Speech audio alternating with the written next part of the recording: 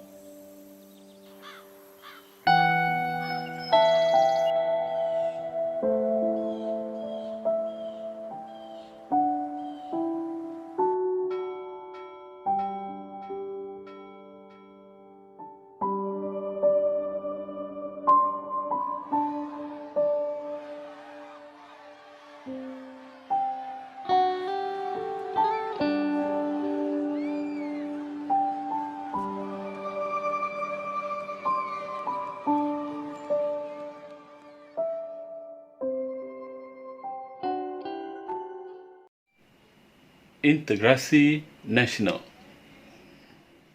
Integrasi nasional. Integrasi nasional.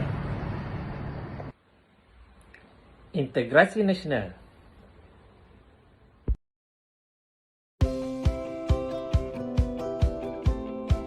Integrasi nasional.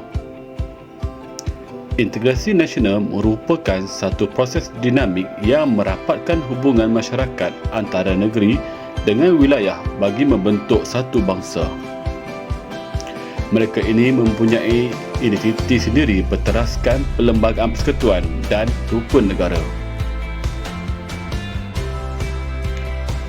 Cabaran yang dihadapi dalam pelaksanaan pengukuhan Pelan Integrasi Nasional di Malaysia: diskriminasi, prasangka, perkauman, stereotip, rasisme dan etnosentrisme. Adakah itu sikap yang kita inginkan sebagai rakyat Malaysia? Faktor-faktor pengukuhan integrasi nasional di Malaysia. Sejak mencapai kemerdekaan, usaha memperkasakan perpaduan dan integrasi nasional telah dilaksanakan secara konsisten oleh kerajaan dan berterusan sehingga hari ini. Usaha ini merangkumi bidang politik, ekonomi dan sosial. Politik menubuhkan Jabatan Perpaduan Negara yang terletak di bawah bidang kuasa Mageran. Jabatan ini berperanan mendraft satu ideologi untuk negara yang dikenali sebagai rukun negara. Mewartakan pembentukan Majlis Muhibah Negara pada 18 Julai 1969. Majlis ini bertujuan menggalakkan perkembangan perasaan muhibah antara masyarakat bidang kaum di Malaysia. Menubuhkan Majlis Perundingan Negara pada 29 Januari 1970.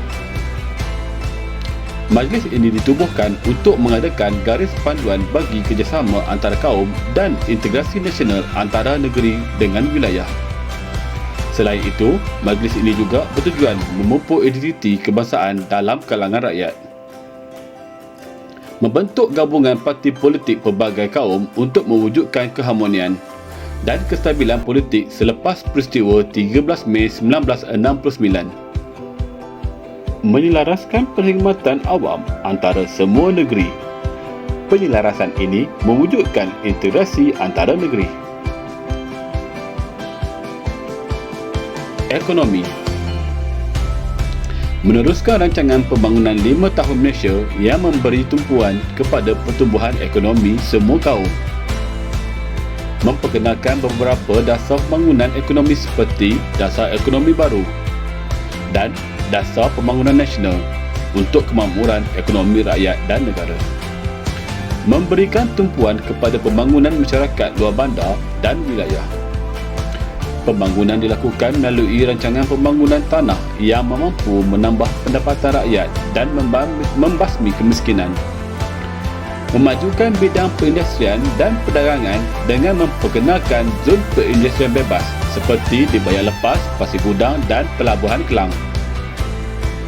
Penghijrahan penduduk luar bandar ke bandar berlaku disebabkan peluang pekerjaan yang terbuka luas kepada semua kaum. Hal ini mempercepatkan proses integrasi. Mengintegrasikan ekonomi melalui pembangunan ekonomi wilayah termasuk di Sarawak dan Sabah.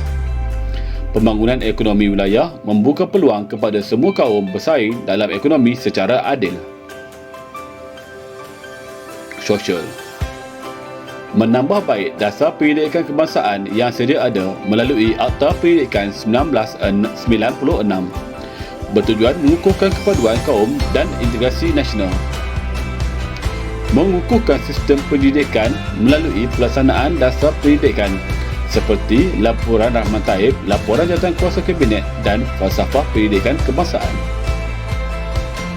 Sistem pendidikan kebangsaan dapat melahirkan rakyat yang patriotik dan mempunyai semangat cinta akan negara. Memperkasakan bahasa Melayu sebagai bahasa kebangsaan melalui pengenalan Akta Bahasa Kebangsaan.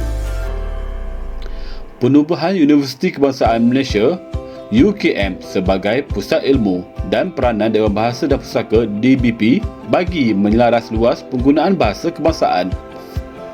Langkah ini dapat melahirkan masyarakat yang mempunyai satu identiti bahasa yang sama.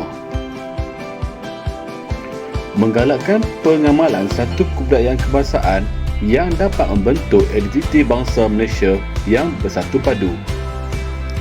Menggalakkan pelibatan dalam sukan sebagai medium untuk mewujudkan semangat kekitaan dan perpaduan dalam kalangan rakyat pelbagai kaum. Memperkenalkan rukun negara sebagai tunjang kesetiaan rakyat berbilang kaum terhadap bangsa dan negara.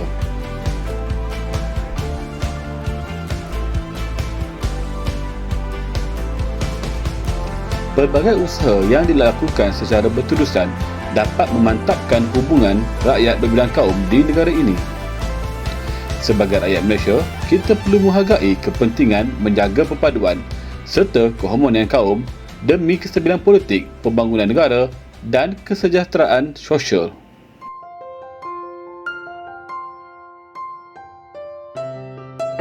Harapannya kita kena saling bertoleransi lah semua antara kita. Tak kira lah bahasa benda pun kita, bangsa benda pun kita.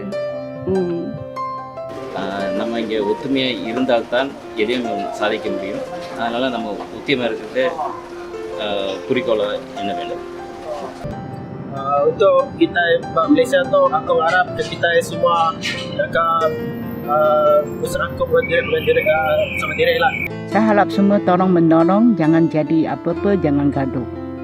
Kita satu Malaysia duduk sama-sama, Cina, India, Melayu. Sama-sama, negeri sama-sama, sekolah sama-sama.